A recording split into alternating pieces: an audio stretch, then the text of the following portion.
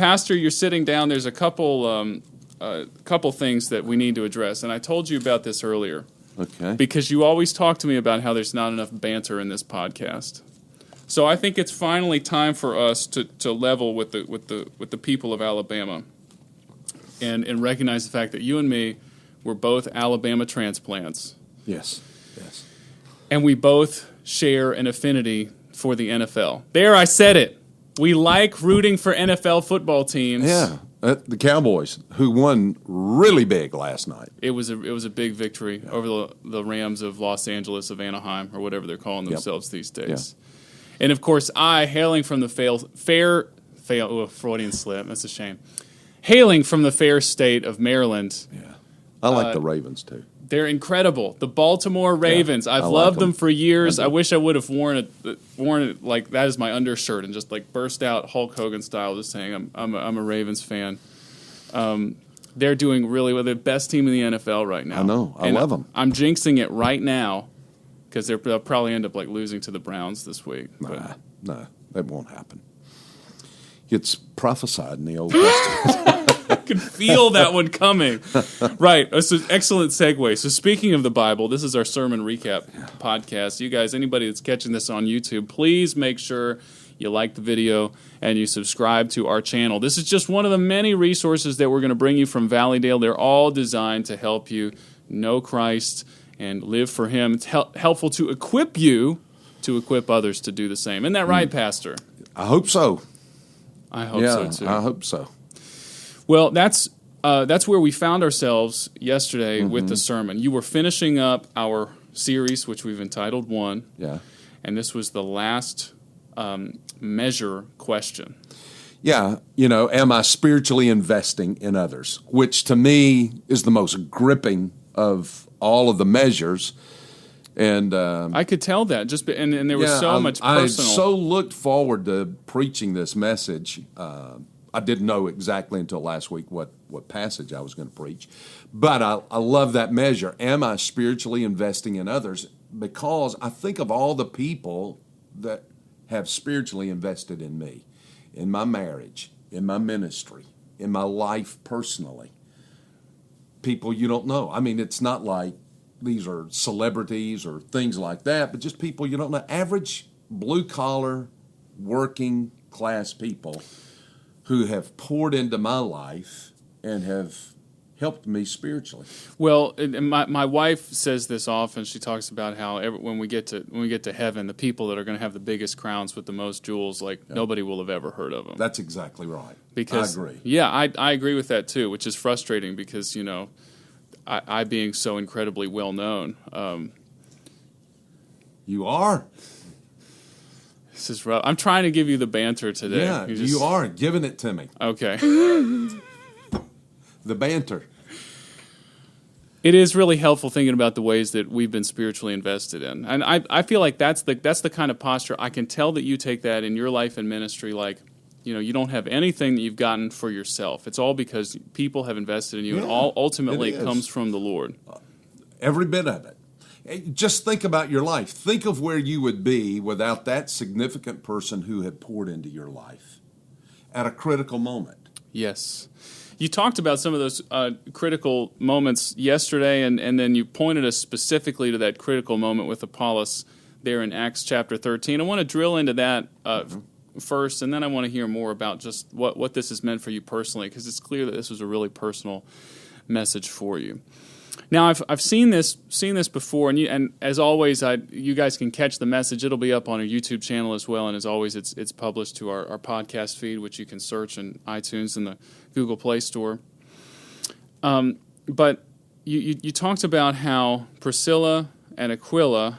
Well, talk about who they were, because they weren't educated. Well, they were just a couple. We would have never known about them. They are not in any history book anywhere, but they make the pages of sacred scripture because they poured their lives into some pretty important people, like Paul.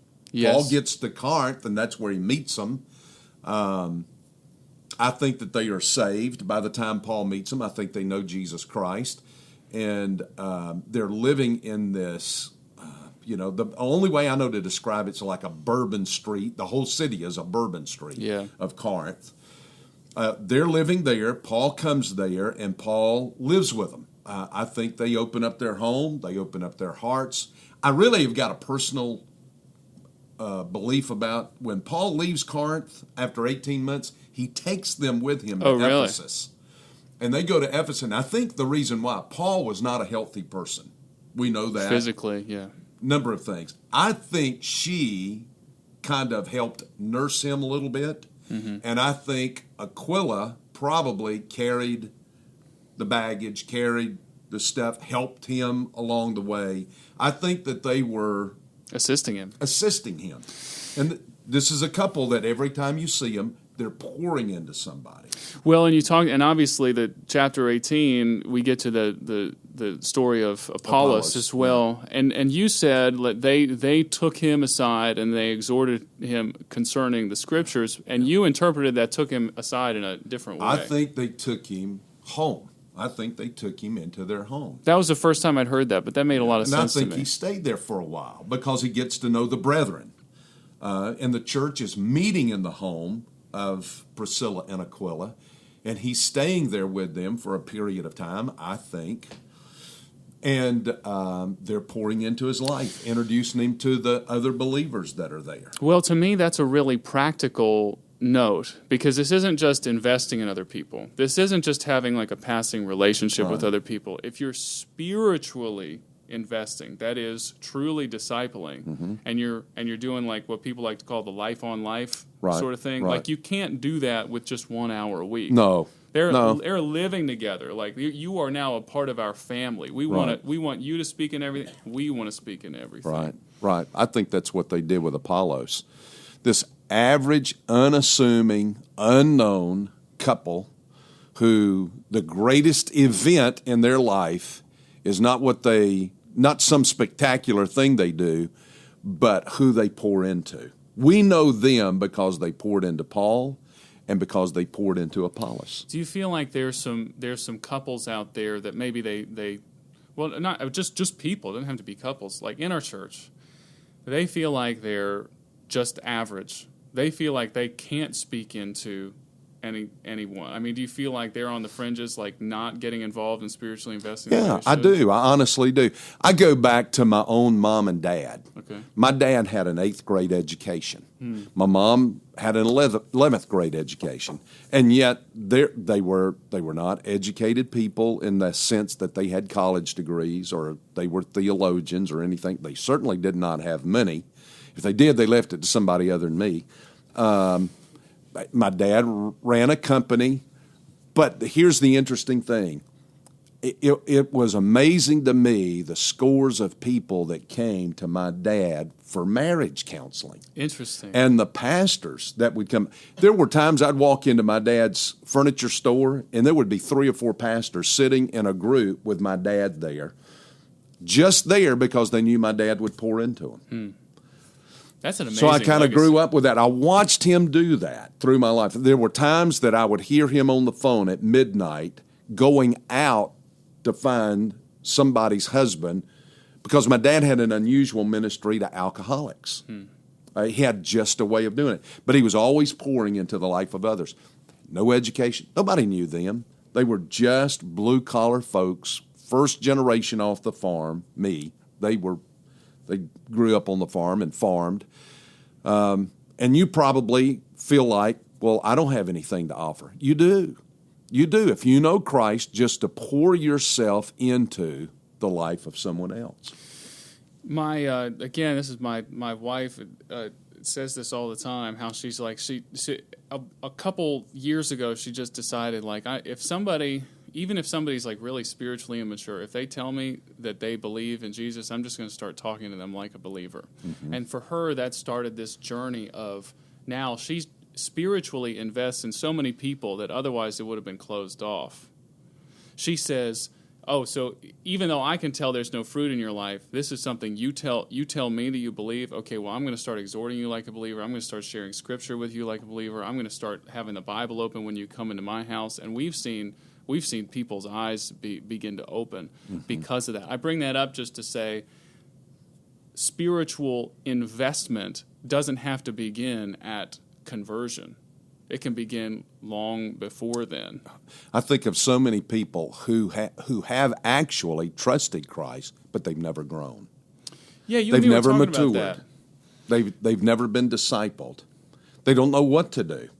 And most people in the church, they just, they're saved, okay, I just take it like that. I'm glad people did not leave me alone. I'm glad there were folks who came up and said, there's something in your life. I can put this into your life. I can pour this into your life. I can walk with you a little bit and learn and teach you some things. This is such a matter of prayer because I know that there are people out there that are desperate for that kind of encouragement. You shared They need it. They are. You said it right. They're desperate for it. You may be desperate for it. You may feel like, I desperately need somebody to pour into my life. And you're looking for somebody to do that. I would encourage you, get into a family fellowship, get into a body of God's people. Yeah. Look for a mature believer. Yeah, don't let just anybody do it. Oh, yeah, for real. But find a mature believer who actually can pour something into your life. Yeah, the easiest way to do that, especially if you're already here at Valleydale, is to get plugged into a life group, and then you just keep your eyes open. You keep your eyes open, and then some of it is boldness, right, Pastor? Because you got to be bold enough to say, like, I have this need, I recognize that I'm immature, and I'm looking for somebody. Yeah. To disciple. And there, I guess I can speak from personal experience. I remember seasons of my life where it's like, well, I am just in the wilderness. I really need help. And I remember asking multiple people, and I had some people turn me down. They're like, well, I'm not ready for that kind of commitment, or I don't know, maybe they thought I was too far gone. Lord only knows. But I guess I share that as an encouragement. Like, even if the first person you ask can't do it, find someone. Yeah. Well, older folks in the family of God have more to offer than they realize. I don't need somebody to come and talk to me about classical Greek and the pluperfect tense of the Greek verb, but I do need to know, how do I deal with my 16-year-old who is just beginning to date? That kind of thing. Somebody who's been through that. Oh, yeah, we'll talk to somebody who's been through that. Yeah, yes, that's somebody that's been through that. An older couple who's been through rearing teenagers, big help. My father says, often he talks about how everything is still a first time. You're still I talk to my dad and I'll ask him for advice, and he's like, well, I'm not really positive what to do here. And I'm like, well, come on, you've done this before. He's like, yeah, but I've never been the father of a 34-year-old before. Yeah, that's right. And I'm like, oh, that's actually a good point. And that's another thing. When you have a child, every time somebody comes up, we're expecting, I'm great, I'm happy. That's a lifetime position. In other words, you won't get through with that until you're dead. So comforting, right? That I don't know. Actually, that's not comforting at all. So your dad understands. You will understand that as your children graduate from college, get married, and they still come back with issues, just like you're going to your dad. You're exactly right. And when we've been parents now, I guess a little bit more than 3 years. And it's so funny because at the beginning we were foolish enough to think, well, as soon as they're this age, we'll feel a little bit more chill. No, as soon as they're this age, it'll get a little bit easier. Okay, here comes somebody pouring into your life. Will not happen. Thank you. That was will not happen. Very delicate of you. I appreciate that. Yeah, that's what you come to understand. But you can view it in a pessimistic way, like, oh, I'm always going to have to work so hard, or you can view it the scriptural way, which is in everything, give thanks, present this back to the Lord. It kind of shifts. I know I'm now pouring into my children as adults. Right. It's a shift. It's different now. It's almost a peer-like relationship. Well, it's kind of like a mentor, a coach, right, kind of deal. I get to come in and coach a little bit. I get to come in and mentor a little bit. I get to come in and just walk with them a little bit. Do they listen to you now more than when they were young? Yeah, they do. They are much better listeners at this point. I love that quote from Samuel Clemens. You know which one I'm talking about, Mark Twain, where he's just like, when I was 18, my father was the biggest fool this side of the Mississippi. By the time I turned 25, he'd learned a lot. Yeah, that's exactly right. He learned a lot. It was amazing to me after my first semester in college how brilliant my dad had become. And he only got smarter. He only got smarter. I think he now is a flipping genius, So, anyway. Wow, a lot of good spiritual investment happening here. Hey, can I make one last, because I know everybody's wanting us to wrap up. Let me make I'll go all day, Pastor. A comment here on Apollos. Please. What they're pouring into him does in his life is that it moves him to where he is helping people rather than being there to try to impress them. Apollos is a pretty impressive fella. He's right up there in that New Testament pantheon with Peter and Paul and Apollos. Luther thought that it was Apollos that wrote the Book of Hebrews. Dr. Criswell also thought that it was Apollos who wrote the Book of Hebrews because of the in-depth understanding of Old Testament ceremony and ritual. But he moved into helping people. But that's what it says right here. It says here that he went there, he arrived there in Corinth, which is where he was going, and he helped those who believed through grace. Not there to impress them, but there to help them. He grew. Yeah, he grew himself. He learned. Yeah, Jesus said when a student has been fully trained, he'll be like his teacher. It's humbling words. So, well, guys, we hope that you take this as a call to spiritually invest in other people. There's this is a big moment for us in a sense because we're done sort of fleshing out this vision frame. Like that sermon series is complete. It's there. We're going to give it out as resources to the people. But now we move into January and the vision. Yeah, we do. And I don't know what we're going to do there. I do know this coming Sunday, I think we're going to look at what are we going to name the baby. Should I just leave that there? Let's leave it there. What are we going to name the baby?